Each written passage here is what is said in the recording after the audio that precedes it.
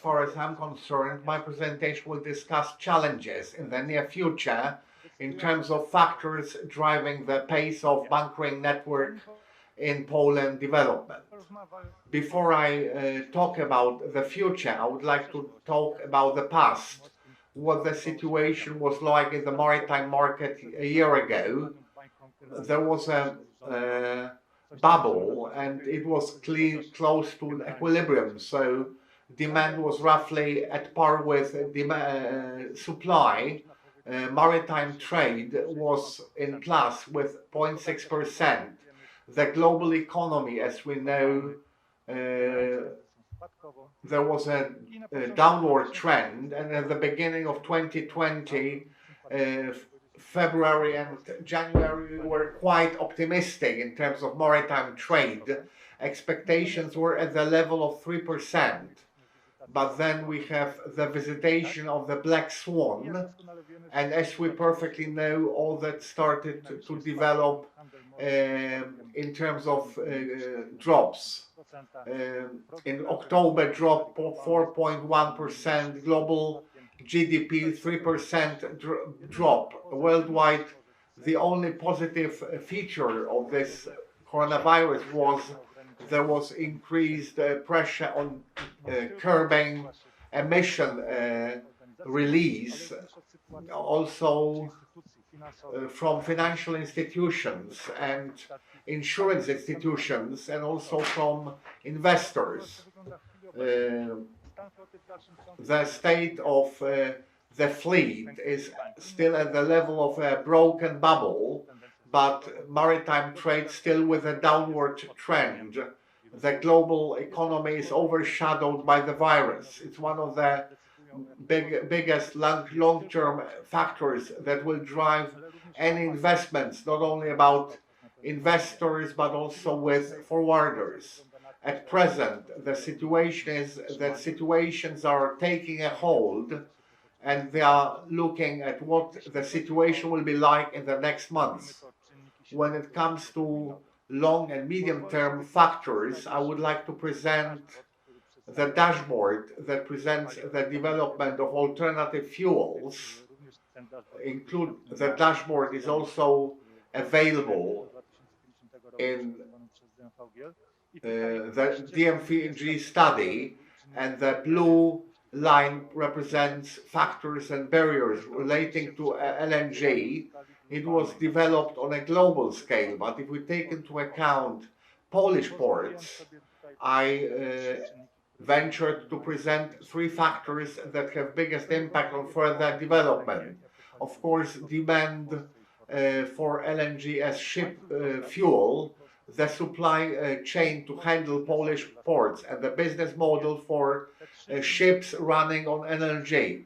I would like to discuss those three factors in more detail in my further presentation, but I would like to say that when we speak of estimating demand for LNG as ship fuel from 2017, when there was a biggest drive to grow LNG, our forecast expected 5 times increase in demand for LNG. It's a huge increase. It's exponential, really. Coming back to the first subject, analysis of demand for LNG as ship fuel in Polish ports. Here we have to divide a number of subjects. It's to evaluate segments of ships parking at Polish ports. I would like to quote my study, which kind of ships visit our ports. The biggest majority is small general cargo ships. They operate on the spot market in the Baltic Sea without being attached to any specific port. Since it's a majority, it's one of the biggest challenges, because those ships cannot get adjusted to LNG. The cost of such retrofit or conversion are extremely high. But when it comes to new builds in this segment, there are no such initiatives for operators to invest into LNG, which is also connected with the fact that these are small tonnage ships, and an LNG tank incurs extra cost and is also not technically viable. The next two segments are container ships and bulk ships. Of course, here there is a bigger spectrum of possibilities, especially when it comes to the container ships coming from Asia, where we had a few examples that such solutions with LNG drive are used. Will it be feasible in Polish ports? Hopefully, I will revisit this question later. But the most promising segment are ro-pax, ro-ro, and passenger ships. They are minority in Polish ports. Those ships will develop the potential saturation potential for LNG maybe by 50% positively. One of the factors to analyze is increase of haulage in global scale. When it comes to general cargo ships, it's 2-3% growth per annum, which in the situation with a black batch that upset our plans is not so predictable. We know that in about 2027 the increase in haulage will be higher, but the situation is slightly worse today. Coming to renewability of the fleet, we have to take into account that ships are literally long-term investments, and we speak of a period of 24-25 years when a general cargo ship is converted into a different type of ship. It's a longer period when we speak of passenger ships, and here this will be a natural sequence of renewal of the fleet. So we come to the moment when a given ship does not meet the requirements, and this investment into latest technologies does not make sense. The ship is scrapped, and the operator, if they have financial resources, they commission a new ship, maybe with LNG engines. So it will be more a natural development than a boom. Coming to the supply chain to handle Polish ports, I would like to sketch the situation in the region of Baltic Sea as of today. In the map, I marked operating LNG infrastructure in the region of Baltic Sea, and also the decisions that already have been made about investments, and also those that are under discussion now. As we can see in Polish ports, we have, of course, the first flagship terminal, LNG terminal in Świnoujście with transshipment point. And the fact that we have an LNG terminal, it doesn't mean that it drives the LNG business for ships. For this you need at least, if not development of the terminal, which will happen, we have to take into account the fact that delivery of bunkering to ships happens by an auto-sizer. When it comes to Szczecin and Świnoujście next to the terminal, it's financially and logistically possible, and it also happened. Recently we had the first case of bunkering in Szczecin, but the availability of those ports for long distance ships from outside the Baltic Sea is quite limited. Then perhaps the best solution will be to extend the port to have a berth for bunkering, where that ships will be able to connect and they will not have to have long stoppages. One of the minuses of the solution is that when bunkering on the berth, ships cannot unload shipments, but it's still a smaller problem than if we compare it to auto-cistern, when you have to have the whole system to bunker the whole ship. When it comes to Świnoujście, the operation with the berth will be proportional to develop the port.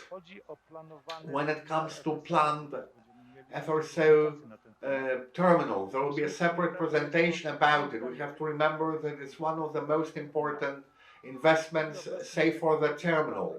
Now every ship appearing in Gdynia or Gdańsk and wishing to have LNG bunkering has to remember that such bunkering will most likely be very challenging in logistic terms, because the tanker has to go to Szczecin. It's 350 kilometers, a few tanks, a few dozen tanks at the same time.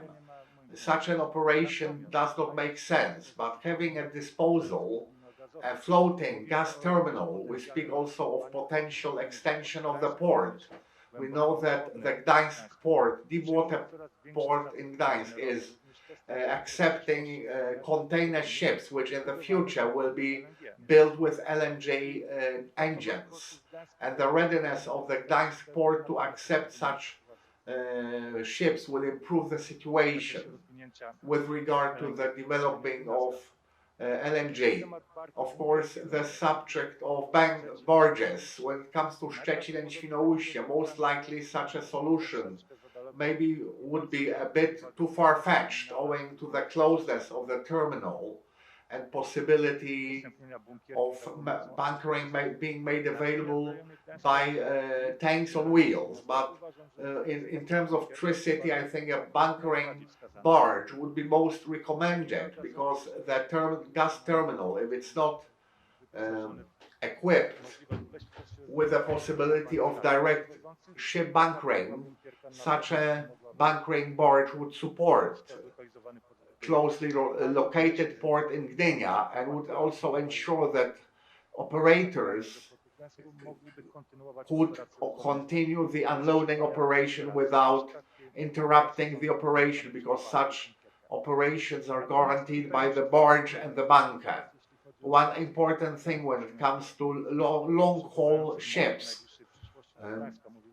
coming to Gdańsk, I mean big container ships, take into account super huge container ship that was built recently for a French operator. It's one of the biggest ships in the world when we speak of container ships, which runs on LNG. This has a tank having 18,000 square meters of gas.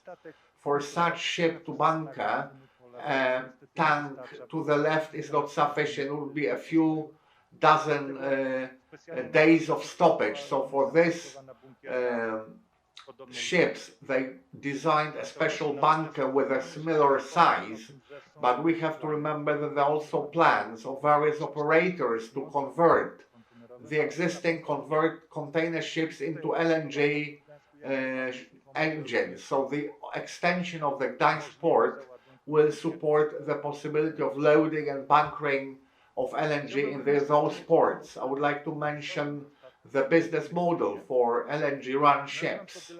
I call it the investor's dilemma. On one hand, we have positive factors like existing terminals and infrastructure. We have a dilemma: what came first, the hen or the egg?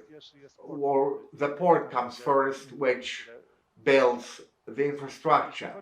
When it comes to regulations, right now I also mean regulations and stringent EU demands, and also an ambitious plan to decrease emissions by 2050, which will definitely drive demand for LNG operated ships, and also ECAN zone, where local regulations support such decisions for operators. One of the important factors are regular and frequent bunkering. So RoPax and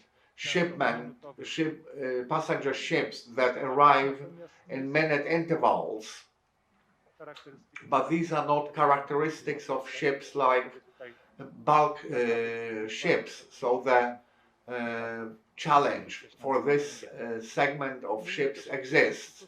We also meet the impact of financial institutions, Poseidon scheme, tax schemes in various countries. For example, in Norway, a special tax.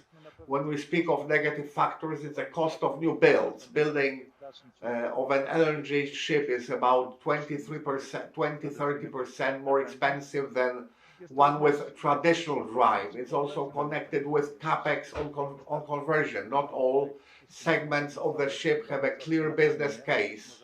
And of course, we are talking about some bigger container ships. However, for the time being, it's just a pilot project. We need also to keep in mind that the limiting factor is space available to install an LNG tank in a ship. Talking about capex of the supply chain, it's again about distances. If we have a ship arriving to the port of Gdańsk without bunkering possibility, the cost of bunkering becomes high. One of the limiting factors is also lack of the global reference prices for LNG. This was already mentioned, and not always it is possible for an armator to know how much it will cost him to bunker a ship with LNG. The more the data available in the very beginning, the less is disillusionment in the end. I'd like to tell you also that there is a lot of applications, for example, fuel boss available that is able to connect the suppliers and owners of LNG running ships to optimize the data, to combine the suppliers with the customers. To sum up, I'd like to tell you that out of these three factors, increased demand for LNG in the limited segment of ships, because not all segments of ships will be open for innovation in terms of LNG drive. Also, the supply chains needs to be adjusted to changing bunkering needs. For example, in Gdańsk, we may expect some big freighters running on LNG. Also, the investment climate for local ship owners. Not every ship owner has enough money to invest into a big container ship running on LNG. That's it from my side. Thank you very much for your attention.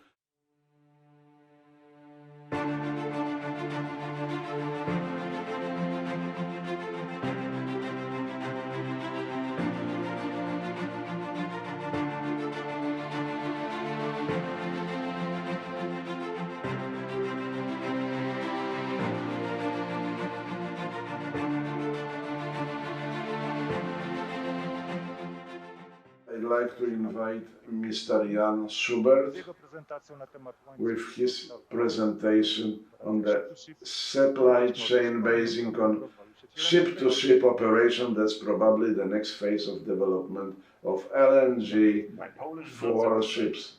Yeah, I'm happy for the invitation to speak here at the conference today about ship-to-ship supply chains and if they are the next step in the development of the LNG network in the Baltic Sea region.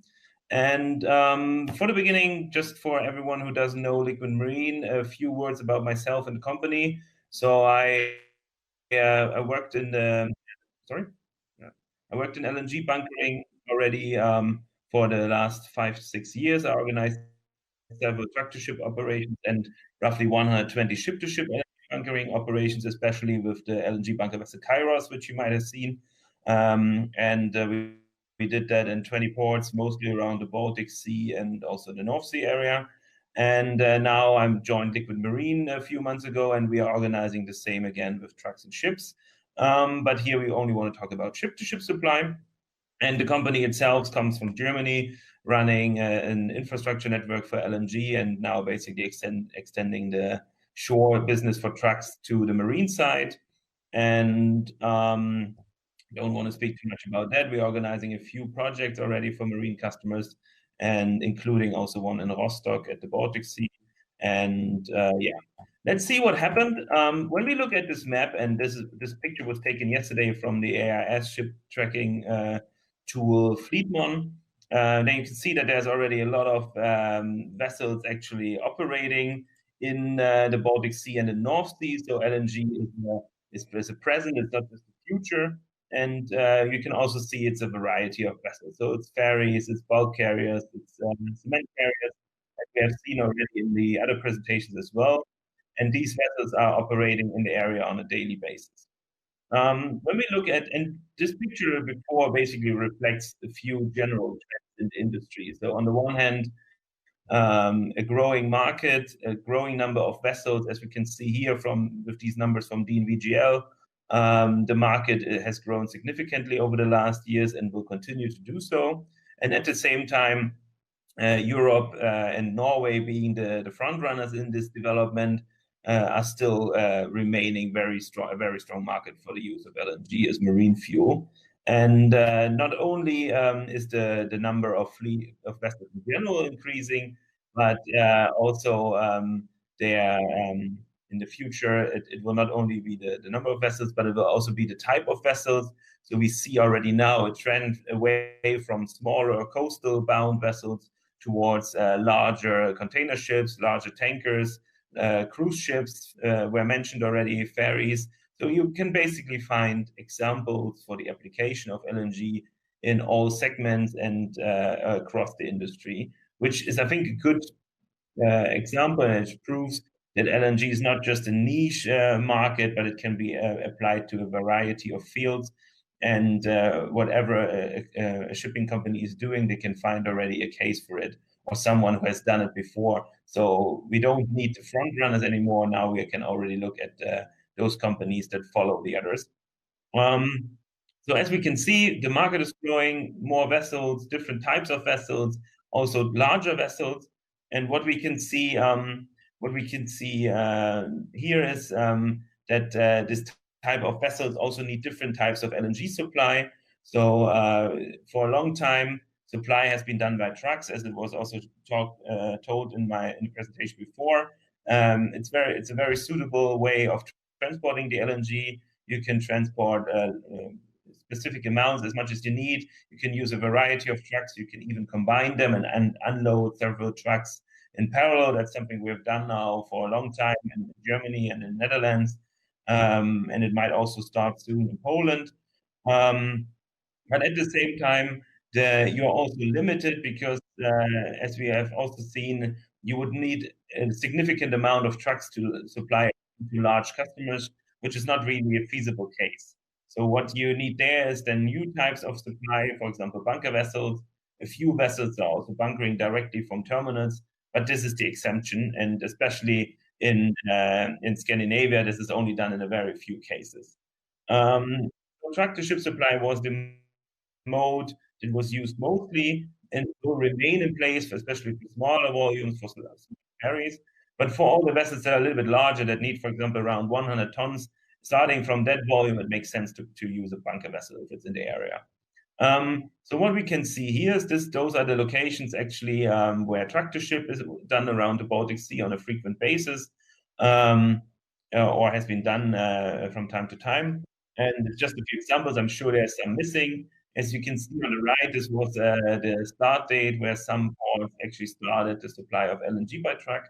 And we can see Poland and a few Polish ports joined as well. When you look now at the market and at the different types of vessels that are running on LNG, you can see that not all of these vessels can still be supplied by truck. Some of them, especially larger ferries or the cruise ships, they would need a bunker vessel to make sure they get their supply. And what we see is that these developments are reflected already in the bunker vessel fleet and in the global fleet here. In this case, as the graph shows that is provided by DNVGL again, we have now around 20 bunker vessels in operation worldwide, and we will have another 2 that will join the fleet in the next 5 years. Again, this trend is also very much reflected in the European market. When we look at this graph, or at this map from 2015, then we can see there were 2 bunker vessels actually operating in Europe. One was in Norway, the other one was Seagas in Stockholm, which is only Viking Grace, so it's really tailor-made supply chain. But when we look at the map in 2020, we can see that there's way more vessels that have joined the fleet. especially in the AIA area, a few in the Mediterranean, a few more in Scandinavia. And when we look into the future, into 2025, then we see that there will be at least 5 vessels that will operate in the Baltic Sea alone and supply LNG to customers on a frequent basis. So there's a very good situation already for customers in the market, and whoever will need LNG will probably be able to get it. But as always, there's always need for more, or there's always space for more suppliers, and it's a growing market. So I'm sure that we will see more supply and not only more demand. When we look at the type of vessels that will actually join the fleet, then we have those that are already in the market, especially Kairos, which was the world's largest bunker vessel for a long time before before Gas Agility actually started to bunker the new CMR CGM container vessels in Rotterdam. We have Coraios on the upper right side, which is operating already for a very long time, especially in Scandinavia. And we have Seagas that has started operation in 2013 already in Stockholm, but is quite small with only 180 cubic meters bunker volume. And then we have 2 more vessels actually that will join the fleet. The one in the middle is got the name Optimus, and it will operate especially in the area between Finland and Estonia. And the other vessel down there is the design study that was published by Gazprom, and it will most likely operate in front of St. Petersburg. So it will not really come down to the southern Baltic Sea. And there's a few more projects actually in the market that will that are currently in the stage of being implemented or being ordered. And so the supply situation is looking quite good. And what we can also see is, and that fits a little bit to what was said already about that the market needs different sizes and different volumes are needed. Some of these vessels are very large. They are designed to supply LNG to a wide range of customers. For example, Kairos is such a vessel with different types of bunkering stations on board of one vessel, while other vessels such as Seagas is very small. It doesn't go far away from the place where it loads the LNG. It basically is a solution that was tailor-made to bunker as the right amount of LNG in a short period of time. And so I think we will see more of these options, tailor-made solutions for different various types of customers. And in relating that to this chicken and egg topic, in the end, we can see the supply is there. The supply is adapting to the needs of the market. And at the same time, shipping companies are more and more eager to use LNG because this problem is in the end solved, and they know they get their fuel and they get it in an efficient way. So that was my short take on the market.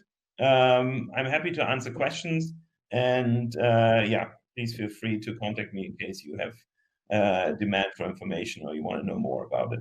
Thank you very much. Thank you, Jan. I'm not able to see any question actually, which I maybe post online, but I would like to answer or ask you one question regarding the bunker vessels. Usually I notice that they are, let's say, ordered to operate in a specific port. Is there any tendency that the bunker vessels will operate between ports, or that is something part of the larger value chain? No, I would say you're totally right. So in general, it would always make sense to have a bunker vessel stay in one port and serve the clients that basically come there anyway. That would be the perfect case, right? The vessel can load the LNG. We see this in Rotterdam. There's vessels doing exactly that. But in a lot of ports, unfortunately, demand is not big enough to justify having one bunker vessel stay there all the time. So already for a longer time period, and I've seen this over the last years with the vessels I have been involved with, the vessels actually operate in a wider area. And as you have seen from the map, only one vessel actually, and this is Seagas, stays in Stockholm all the time in the Baltic Sea. It never gets out, and it's way too small actually to get out of the port. But the other vessels are operating in between. They're bunkering at Anchorage. They're 1 week they're in Sweden, the other week they're in Germany, the next week they're in Norway, basically. And I think for a long time we will still see that because the investment in such a bunker vessel is so high that you can rarely justify the case by having it stay in one area only. So I think we will see more vessels, and especially those we see coming, they will stay in one region and not go somewhere. Thank you, Jan, very much. Thank you for your presentation. Yeah.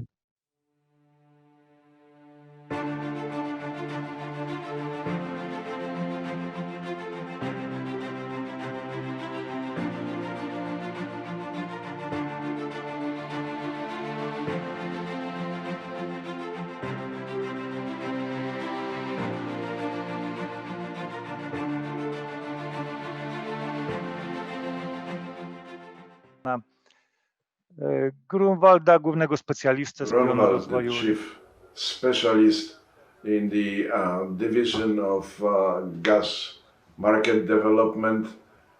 My name is Szymon Grunwald. I'm the chief specialist in the division of the gas market development in the gas system company. Gas system is the operator of natural gas pipeline. I'm also the project manager for the third pillar of the Northern Gate. Well, we have several pillars. One of these pillars is development of land gas pipelines, then the maritime gas pipelines running on the sea floor, and we are also developing specifications for gas pipelines. So if you see my presentation, ladies and gentlemen, let me tell you briefly about the gas system, about the Fsru in Gdańsk.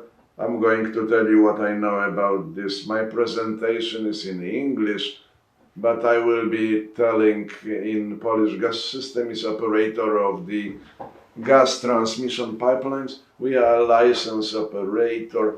We are also the operator of the Yamal Europe gas pipelines from Russia to Europe. This is a strategic installation for Poland and for security of gas market in Poland, and it's also important for the Central Eastern Europe and in the Baltic Sea area. We are going to build another gas pipeline running across the Baltic Sea. This is the map of Poland. As I told you, we're a kind of backbone network operator. We have nearly 11,000 kilometers of gas pipelines. We have 15 compressor stations. Nearly 15 billion cubic meters of natural gas is pumped through our pipeline, and this color shows already completed lines, and this is the European hub that I mentioned before. We have interconnection with Slovakia, Lithuania, and the flagship project of Polish gas industry will be the Baltic Pipe. That's scheduled to be completed in 2022, and more than 10 billion cubic meters will be coming from Denmark through this Baltic pipeline. So when it's finished, we will become more independent in terms of our supply in gas, plus the interconnectors running across Polish borders. And we believe that gas system will continue to support the development of the gas market in Poland. That gas will be a transitional fuel for quite a long time. It will be used for cogeneration purposes, and it also used in the form of LNG in many other systems. And of course, it was mentioned about state support for natural gas system. We assume a big growth in the consumption of natural gas over the current decade is 36%. We expect that it will be about 26 to 28 billion cubic meters in the next decade, perhaps even more, because professional electric power industry is switching from coal to natural gas, and renewable energy sources are not so reliable. Sun is not shining all the time, and to get rid of coal, we need to switch to natural gas. Talking about the Fsru floating terminal in Gdańsk, this will be our second terminal. So this is just a floating natural gas transfer and storage system. From 4.2 up to 12 billion cubic meters. This is the expected capacity. We are now in the middle of our investment operations, and we see a growing demand within the limits that we set for ourselves. So we are going to acquire the ship and also the berth and all the infrastructure. To give you some idea what's the size, and this is the size of this ship. One load is able to fulfill demand of whole Poland for 2 or 3 days. Now talking about the services we are going to render in Gdańsk, the basic service is regasification. We deliver the natural gas, and it's among other things made of liquefied natural gas. And we're in continuous contact with you. We are staying in touch with the Polish Energy Platform. There will be some demand also for additional services. We are still in the phase of designing of our range of services. We are considering bunkering of ships with LNG fuel to achieve lower emission of SOx and also other unwanted emissions. So that's about introduction, because gas system is the operator of the gas pipelines, and now we are going to get into the business of converting liquefied natural gas into gaseous natural gas. So this is an extension of our services, and we are thinking about some additional services related to LNG. So thank you very much for this opportunity to deliver my presentation and my company and our project in Gdańsk. I will be happy to answer any questions from your side. Thank you, Simon. We have a couple of questions. What quantities and how LNG will be delivered to the Fsru?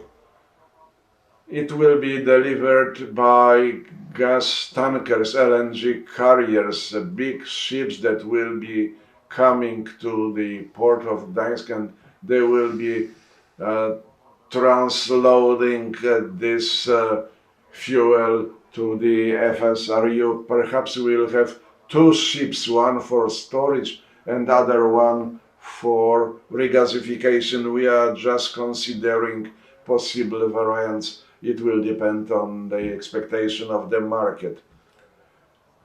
And I have a comment about the scheme of further distribution of LNG in gaseous form. Yes, we are in touch with you, with the platform, and we are not located in the middle of Poland, so we are thinking about some development of the distribution network. So we will propose some solution. Thank you very much, Simon, for your presentation, and have a nice day. Thank you very much.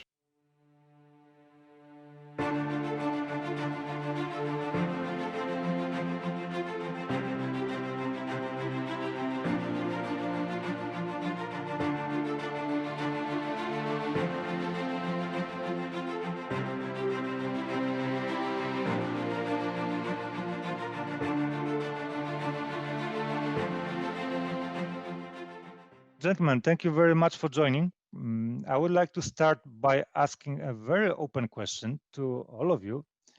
And considering that we are talking about maritime sector and the end users of LNG network imports will be the ship owners and ship operators, what are your thoughts regarding making the port you represent, LNG, attractive towards ship owner?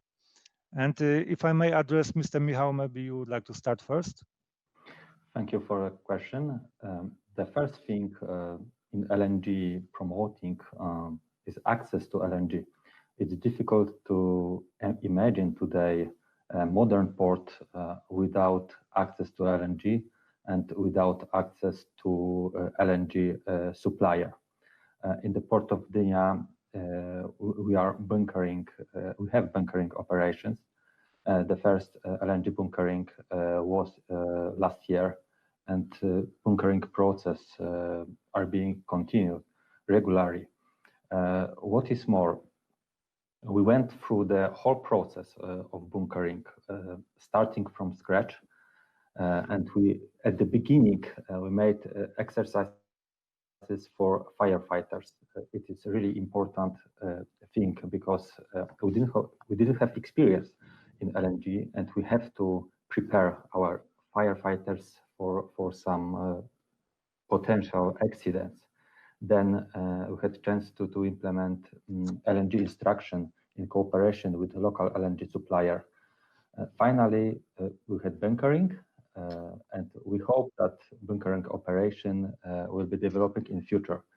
But going back to your question, if we are going to be more attractive in future, I think LNG bunkering vessel is essential because more and more ships are powered by LNG, and it will be difficult to supply by LNG from truck in future. We have a fair amount of strong actors on place in the region with good access to LNG to the harbor. And for our sake, together with Viking and also with the destination Gotland, where we have another bunkering facility just come in place in the port of Nynäshamn this year, it's important to listen to the clients and to offer client-based solutions, a method for bunkering from their demands, how much time they are at berth and so forth. So I think these three things are important. Good constructive dialogue with authorities, keep your clients' needs to your heart, and try to find strong actors. What I'm hearing from you, Mr. Thomas, is that this is actually a very strong partnership developing. So you have an owner who is investing in, as you mentioned, sister ships, and I have a pleasure to see that ship in a dry dock in Chinese shipyard. Yeah. So I have to say that investment, that partnership is really something I think all ports are looking forward. Yeah, it's on the picture behind me. Exactly. Yeah. Mr. Margus, what are your thoughts? Thank you. In Port of Tallinn, we actually have had truck bunkering already for 3 years because we have the Tallink fast ship that goes between Helsinki and Tallinn, and which is full LNG powered. And we will now have from the Estonian gas companies, the owner is actually of the gas companies, the same as the Tallink shipping line. They will come with this optimum bunker ship next year, which is 6,000 cubic meters, if I'm not mistaken. So quite large, and this opens a lot of opportunities there. Plus, we will have in 2 years a sister ship for this Megastar ship that is going between Helsinki and Tallinn, which will be also full LNG powered. So we will have 2 big ships. Plus, we have done some cargo ships, container ships, and even dry bulk ships, mainly with truck still. And there is 2 investments planned into our cargo ports of having the LNG bunkering terminals in them. So in that sense, the development is quite fast.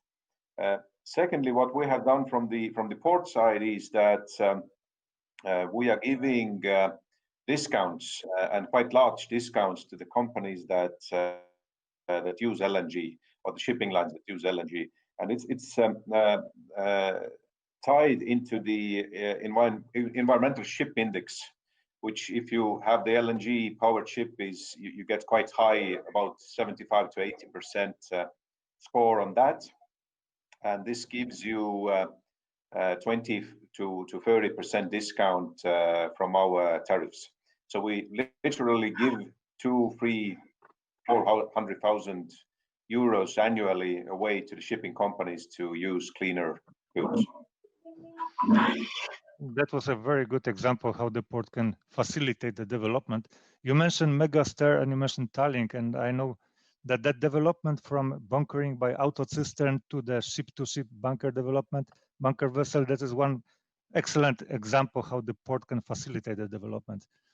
Thank you for that comment. And I would like to ask you one more question. I believe we still have time. And each port which is represented today is at a different stage of development of LNG network. And what would be your proposal on sharing the common lessons learned with other ports also represented today? How this experience you are having at these different stages could be shared? Mr. Michał, what are your thoughts about that? It is true, ports are in different stages of their LNG development in terms of knowledge, in terms of LNG bunkering and tools dedicated to LNG. But it seems like a common lesson for each port could be safety.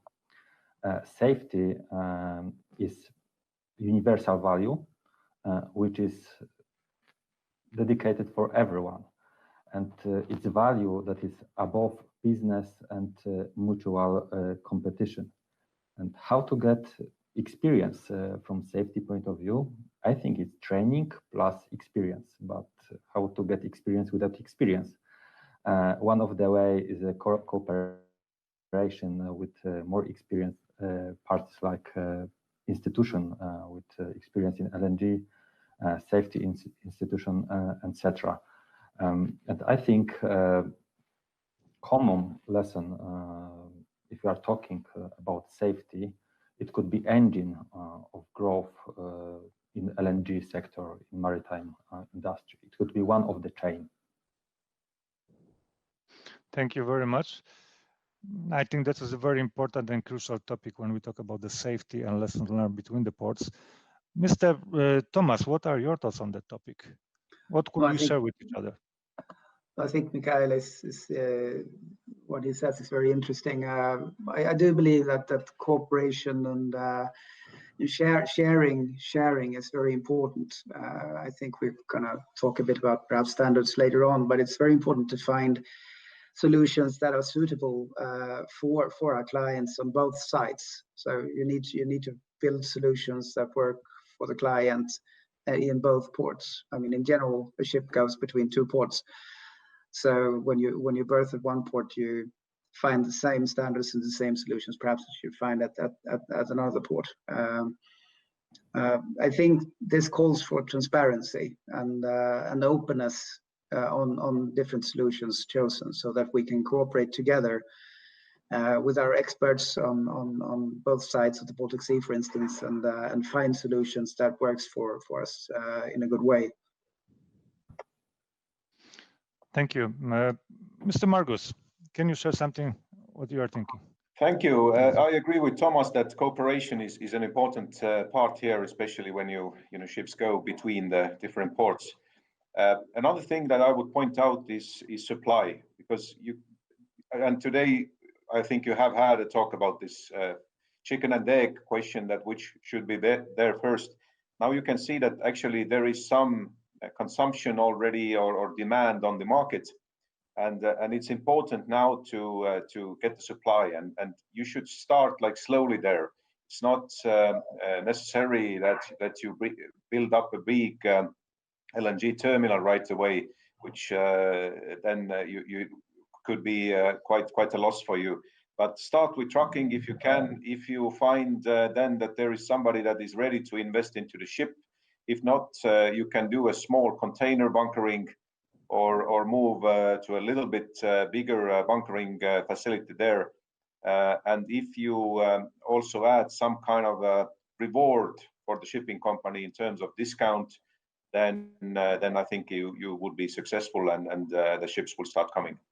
Thank you. That is a very good point. Coming back to the business case, yeah. We have one more question from my end, then we come back to the discussion from YouTube channel.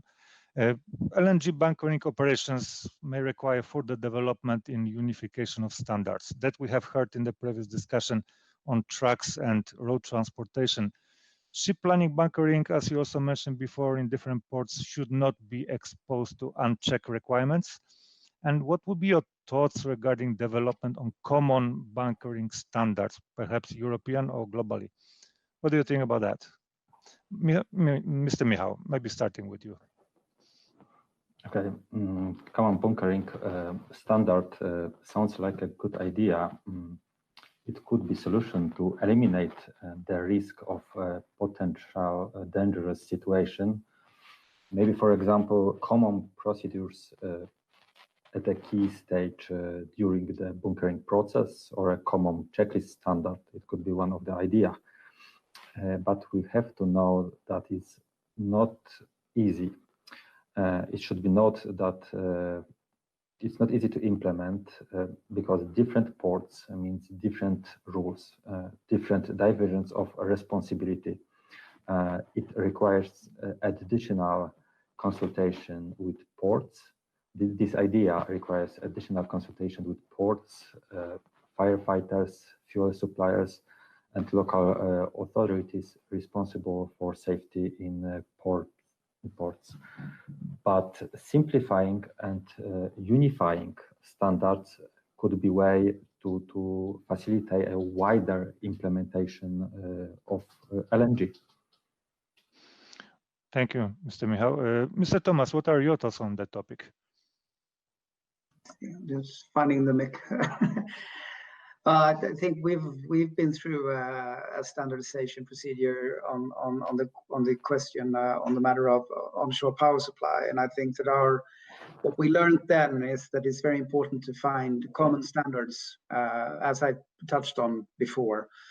That means that the onshore power supply that we are using now, it's the same standard that we have in different ports through the Baltic region. I mean, it's the same in Tallinn, in Helsinki, and in Stockholm. And that's of course good. But I also agree with what Michał says. It's difficult. It's not that easy. I mean, and I think that on the topic of LNG, there are different topics that needs to be touched base on compared to the OPS case. With LNG, it's more about procedures. It's more about how to go about to do it in a safe manner. That's important, and it's not that important on the OPS case. So they're not completely comparable, but I think it's important to find common structures and common procedures. I mean, the ships also tends to come to shore and turn around quicker. So when they turn around quicker, it's good to have the same manner of work in both ports. Absolutely. I cannot imagine container ship coming to the port where the actually discharging operation takes a couple of hours only, and then witness the situation. Let's, for example, bunkering infrastructure doesn't match. No. Yeah, let's put that into perspective. Mr. Margus, what are your thoughts? Yes, I think both of the guys are right. First of all, it of course would help if there would be some kind of unique or unified standards.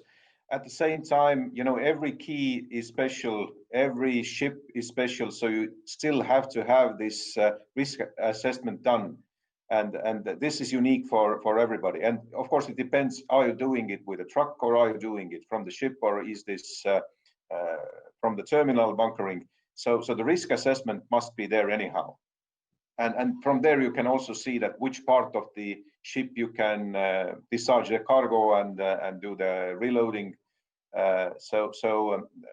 Both are important. You need to have some kind of unified standard, but then also every key and every ship is unique, and the risk assessment has to be there.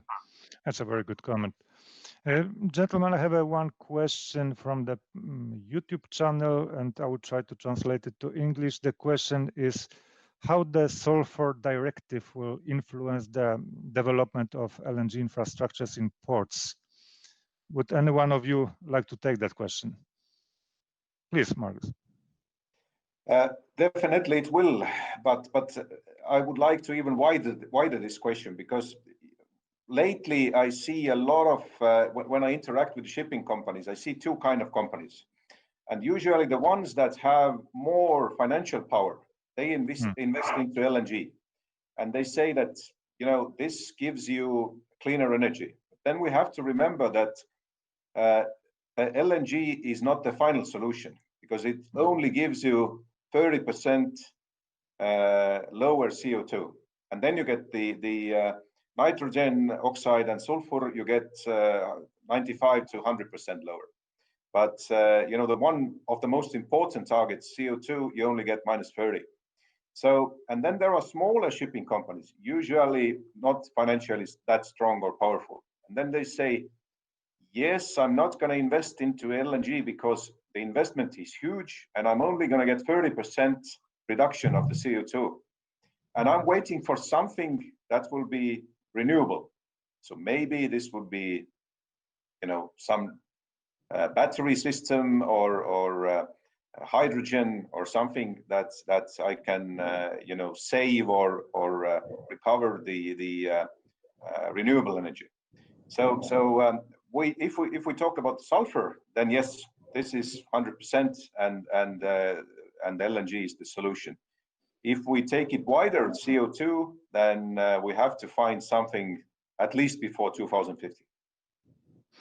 But as you mentioned, that is actually the solution which can be sort of swooped in as a midterm, especially for the bigger players. Once Absolutely. we have bio LNG available on the scalable terms, or perhaps ammonia or hydrogen. Yeah, that could be also that you change the gas that you burn instead of LNG. This is also something. I understand that till now there is no working solution for that, but yes, maybe in terms of 10 years we will have that.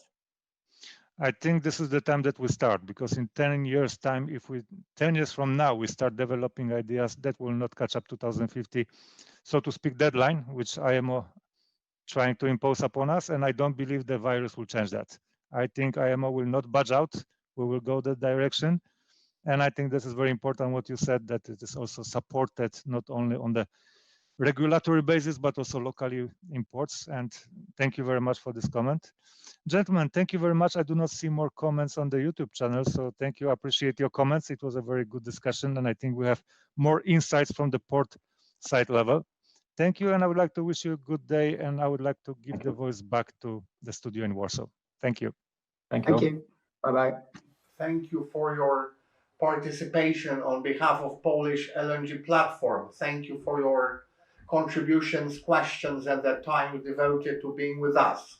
And we had quite a few subjects. We started our meeting with LNG in Poland, especially from chances and opportunities and threats in the context of the EU, and also newly emerging funds. Next, we migrated to barriers to LNG development, a few subjects. Ladies and gentlemen, I will summarize this session where we talked about limitations, challenges that mean that this LNG business is not developing as well as we would like it to go. Of course, remembering about certain lifting of road charges in Germany, it helps you do this environmentally and ecologically. If we talk about cogeneration, about the use of coal, we can see that we have a couple of challenges, especially with regard to building infrastructure. One of the petition is lack of necessity to source decisions of environmental impact. Another thing that was put forward by our panelists is certainly lack of subsidies to cars and stations, which would facilitate heavier investments in infrastructure, which would help better penetration of trucks in fleet. So there is no differentiation of payments for fleet. We have the biggest norm is diesel Euro 05. I think that but it's coming closer. Our efforts of the Polish energy platform, our meetings with the Ministry of Climate and Environment, that's what they were there for. We recently got such information. The question of charges and support to carriers in this very competitive transport market, it seems that yet another country will free us from a charge on gas fuel. And first of all, what indicated Piotr and also Piotr Werner from Volvo, necessity to review on an annual basis pressure vessels. And from your session, also from other sessions and meetings we had, we need promotion of LNG, which is a key element. That is why you talked about the question of that